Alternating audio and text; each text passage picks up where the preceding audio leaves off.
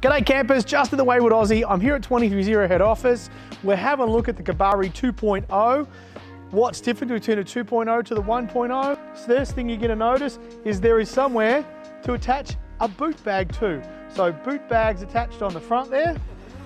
The main difference we're going to see on this is the use of the Eco 13B fabric.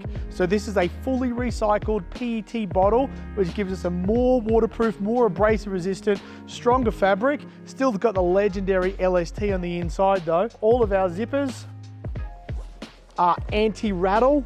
Okay, so you're not going to hear that bouncing about at night. Super fine inset mesh. At the back, you've got somewhere to put a power cord or a heater socket if you want to put one of those in. The mattress is our legendary 3-inch rebound foam. It has an anti-condensation mat. This tent is aluminum on the top and the bottom, 91 inches long, almost 56 inches wide. So if you're a big tall dude or a tall person, this is a good choice for you in a wedge style camper. Interesting little note, Kabari means wedge in Swahili. So check that out on Mr. Google. That's a good little fact for you. So come and have a look at the 230 Kabari 2.0. You'll see more of that online.